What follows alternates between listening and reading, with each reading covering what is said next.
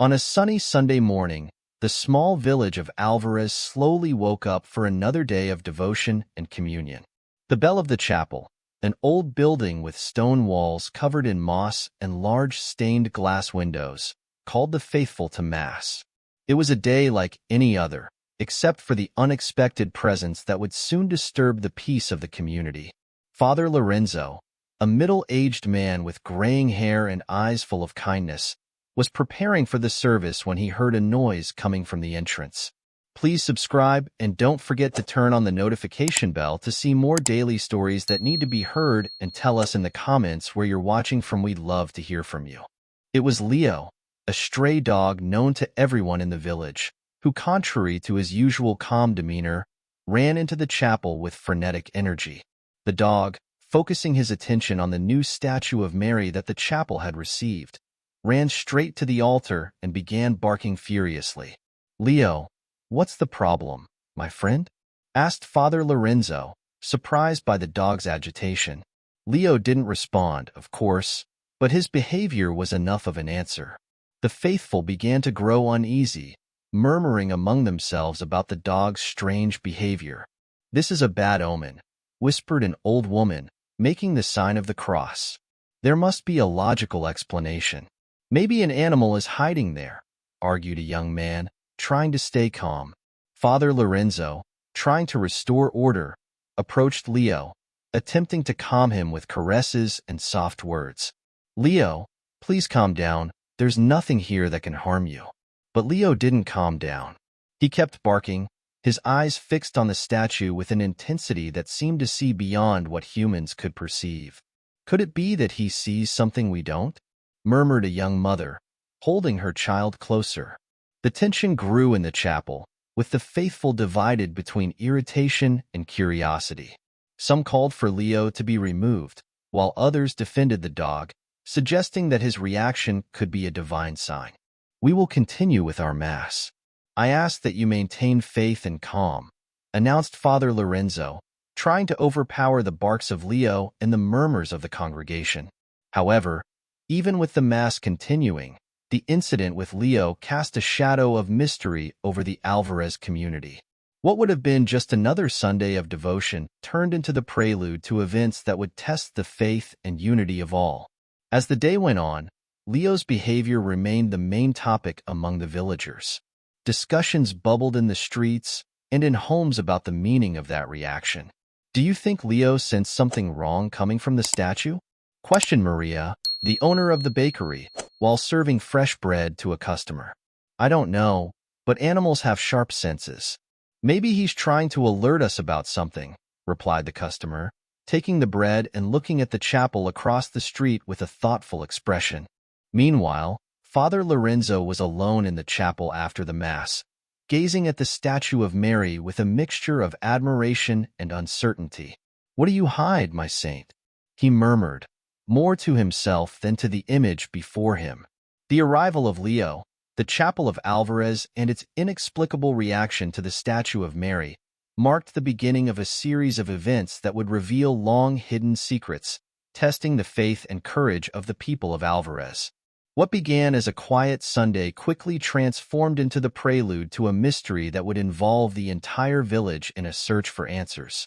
In the days that followed, the tranquility of Alvarez was replaced by an atmosphere of unease. The incident with Leo in the chapel was not forgotten. On the contrary, it became the epicenter of a series of conversations and speculations that permeated the streets and homes of the village. Meanwhile, Father Lorenzo felt increasingly tormented by doubt and concern, questioning the origin of the statue and what it might be hiding. One night, while reviewing old records of the chapel by candlelight, Father Lorenzo found a note about the arrival of the statue, mentioning only that it had been donated anonymously, with no further details. Who would have an interest in donating a statue anonymously, and why? He wondered, feeling the weight of responsibility on his shoulders. Determined to seek answers, Father Lorenzo called a meeting with some of the most influential residents of Alvarez. Among them were Clara, a respected teacher, Juan, the blacksmith, and Sophia, the leader of the chapel choir. Together, They discussed the possibility of investigating the origin of the statue and the reason behind Leo's behavior. "I saw Leo this morning, still lingering around the chapel," said Clara. "It's as if it's on guard," said Sophia, worried. "Animals have a different perception than ours. If Leo is acting like this, there must be a reason," added Juan, crossing his arms thoughtfully. "I agree," said Father Lorenzo, "and I fear that if we don't find out what's happening, the peace of our community may be threatened." The meeting ended with the decision that they should carefully examine the statue for any irregularities and, if necessary, consult an expert in sacred art. Father Lorenzo also committed to trying to discover more about the anonymous donor, hoping this might offer some clue. In the following days, as the investigation into the statue progressed, strange events began to occur in Alvarez. The animals at Mr. Antonio's farm, the region's largest milk producer, suddenly fell ill with no explanation. Dona Teresa's plantations, known for their abundance, showed signs of pests despite meticulous care. The community was in turmoil, and many began to suspect that these adverse events were somehow linked to the statue and Leo's warning. "It's a curse," some villagers whispered in the shadows of the night, while others cried out for a quick solution to restore the harmony of the village. Father Lorenzo, despite trying to maintain calm and rationality, couldn't help but feel a growing anxiety. He knew that superstitions could quickly turn into panic, and he was determined to find answers before fear spread even further. On a cloudy afternoon, while Leo kept watch from outside, Father Lorenzo and some volunteers began to carefully examine the statue. They ran their hands over its surface, searching for any anomalies. It was then that Clara, while inspecting the base of the statue, felt a slight depression under her fingers. "Father, here, feel this," she called, moving aside to make space for the father. Father Lorenzo approached, and upon touching the point Clara indicated, he clearly felt a discrepancy in the texture of the stone. A small, almost imperceptible crack seemed to have been skillfully disguised at the base of the statue. "And now?" asked Sophia, looking at the father with expectation and concern. "We'll need proper tools to investigate this further," Father Lorenzo replied, his voice full of determination. "Something tells me we're about to uncover what Leo has been trying to warn us about." As they prepared to explore the mystery hidden in the statue, the residents of Alvarez couldn't foresee that they were on the brink of a discovery that would forever change the way they viewed their chapel, their faith, and the mysterious connection between Leo and the statue of Mary. After gathering the necessary tools, Father Lorenzo and his team of volunteers, including Clara, Juan, and Sophia, gathered in the chapel as evening fell. The sunlight filtered through the stained glass windows, bathing the interior in vibrant colors, while Leo watched attentively from outside, as if he understood the importance of the moment. With delicacy, they began to work on the crack that Clara had discovered. As they moved the surface layer, a hidden cavity in the base of the statue was revealed. Inside, to everyone's surprise, they found a small, weathered wooden chest, clearly placed there intentionally. "This is incredible," murmured Juan, his eyes wide with surprise. "Who would have placed this here and why?" Father Lorenzo opened the chest with trembling hands, revealing its contents, a set of old manuscripts and a metallic object that appeared to be an ancient exorcism cross. The manuscripts, written in hurried handwriting, contained accounts from a former priest of Alvarez about a series of unexplained events that plagued the village centuries ago, events that were attributed to an evil presence. "This explains Leo's reaction," said Clara, reading over Father Lorenzo's shoulder. "He must have sensed the presence of that evil." The documents detailed how the exorcism cross had been used to banish the malevolent presence and how, subsequently, the items were hidden inside the statue to prevent the evil from returning. Therefore, the statue of Mary served as a silent guardian, protecting Alvarez from forces that sought to disturb its peace. With the discovery of the chest and its contents, Father Lorenzo and the villagers realized that the recent disturbances might be a sign that the malevolent presence was attempting to resurface. They now understood that it wasn't the statue itself causing the problems, but rather what it was hiding. Determined to protect, the villagers organized a blessing and exorcism ceremony at the chapel, inviting all the residents to participate. Leo, who had been a living alert to the hidden danger, was honored as a special guest, receiving affection and recognition from everyone present. On the night of the ceremony, the chapel was packed. The air was filled with tense anticipation, but also hope. Father Lorenzo, wearing ceremonial robes and holding the ancient exorcism cross, led the community in prayer, invoking divine protection against the evil forces threatening their peace. As he recited the exorcism prayers, an unexpected storm broke out outside, with lightning lighting up the sky and thunderous roars that seemed to echo the Father's words.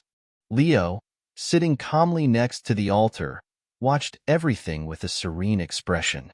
Gradually, as the ceremony progressed, the atmosphere in the chapel began to change. A sense of peace and light filled the space, dispelling the shadows of fear and doubt.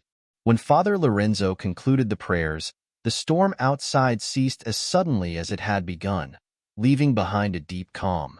In the days and weeks that followed, Alvarez experienced a renewal of faith and community.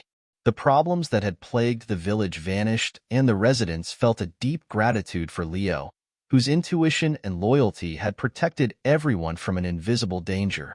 Father Lorenzo, reflecting on the events, felt a profound admiration for the wisdom and mystery of divine creation, recognizing that even the humblest beings can have a grand purpose.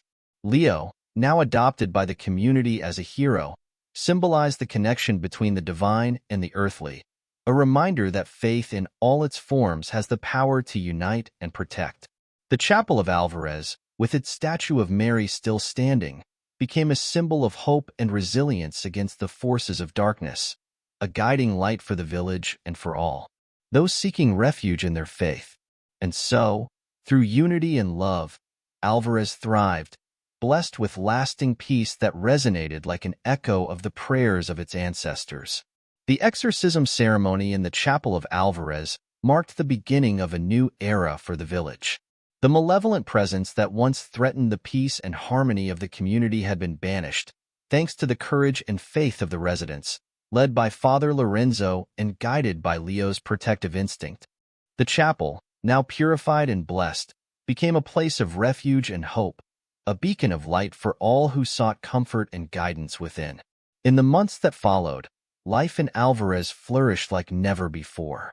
The harvests were abundant, the animals thrived, and the villagers lived in a state of gratitude and joy. The story of the battle against the malevolent presence and the victory achieved spread, transforming the village into a place of pilgrimage for those seeking to witness the power of faith and divine intercession. Leo, the brave dog who had played a crucial role in the protection of the village, becoming a living legend in Alvarez. His name became synonymous with loyalty, courage, and the mysterious bridge between the human and the divine. The children followed him wherever he went, and the adults treated him with the respect and affection reserved for a guardian. Father Lorenzo, reflecting on the events, decided to record the entire story in a new manuscript, which would be kept in the chapel as a testimony to the strength of the Alvarez community in the face of evil. He wanted future generations to understand the importance of vigilance, faith, and unconditional love, lessons taught by Leo. One day, on a golden autumn afternoon, the community of Alvarez gathered in the chapel for a special ceremony in honor of Leo. A plaque was unveiled in the chapel's garden with the inscription, "To Leo, the guardian of Alvarez, whose bravery and love protected us. May his story inspire courage and faith in all of us." The ceremony was a deeply emotional moment for all those present. Tears of gratitude and smiles of joy blended as Father Lorenzo blessed the plaque, and by extension, all the villagers for their unity and strength. At the heart of Alvarez, the statue of Mary now stood, seen not only as a symbol of the Mother of Christ, but also as a reminder of the village's journey through darkness into light. The statue was a silent guardian of the stories, secrets, and miracles that had occurred in that sacred place. As time passed, the story of Alvarez and the legend of Leo became intertwined in the fabric of the village, a legacy of faith, courage, and community. The village continued to thrive, an oasis of peace and hope in a world often tumultuous, a living testament that even in the darkest hours, light can emerge, guided by faith and unconditional love. And so, the story of Alvarez, Father Lorenzo, and Leo remained a beacon of light for all those seeking inspiration, reminding everyone of the presence of the divine in the simplest acts of courage and love. I hope you enjoyed the story. If you did, don't hesitate to like the video and share it with your friends as well. Subscribe to our channel and turn on the notification bell to watch more fascinating stories. Have a great day.